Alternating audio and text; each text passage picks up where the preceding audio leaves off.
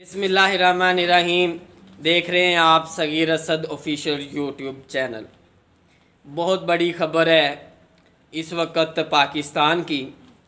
पाकिस्तान ईद के बाद बहुत सारी पेशेनगोइयाँ जो है वो सामने आ रही थी और हक़ाइक़ भी यही बता रहे हैं कि बहुत बड़ी गिरफ़्तारियाँ होने जा रही हैं।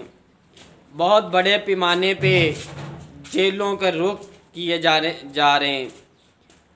मियाँ शहबाज शरीफ अपनी बेगुनाही अदालतों में नैब में साबित नहीं कर पाए। अब मुमकिन है ज़राए जो कह रहे हैं कि मियाँ शहबाज शरीफ का नाम ECL में डाला जाएगा। मियाँ शहबाज शरीफ अब बाहर नहीं जा सकेंगे।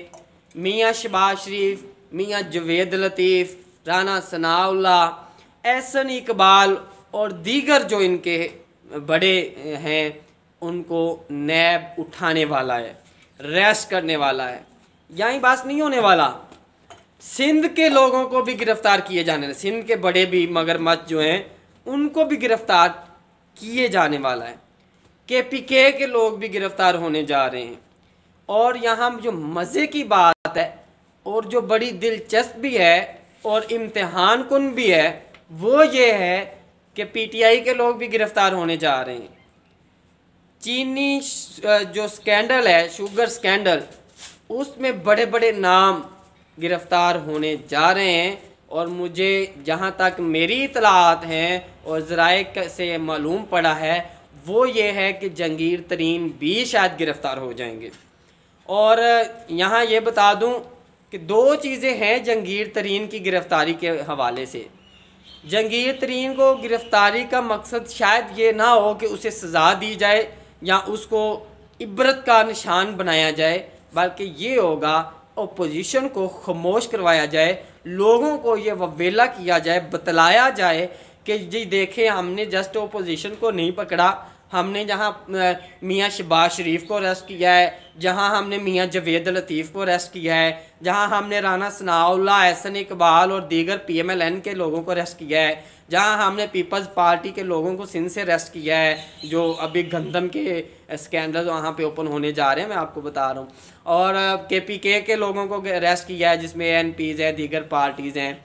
वहीं हमने तो PTI के और भी सीनियर लोगों को अरेस्ट किया है। ये वैसा ही होगा जैसे पहले अलीम खां को अरेस्ट किया गया था, सिर्फ ये माहौल बनाने के लिए कि हमने तो अपने लोगों को भी नहीं छोड़ा ना।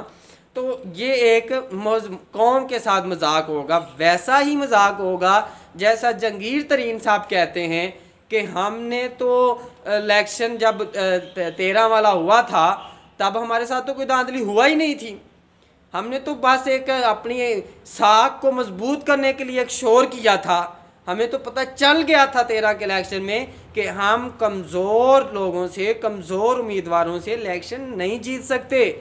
हमने 18 के इलेक्शन में, 18 के इलेक्शन में फिर जो कलेक्ट ख़ानदान थे, लोग थे, यानी इलेक्टेबल्स, उनको लिया और उन सब को अक्सरियत को लाने में या लेने में जहांगीर तरीन का एक बड़ा किरदार है।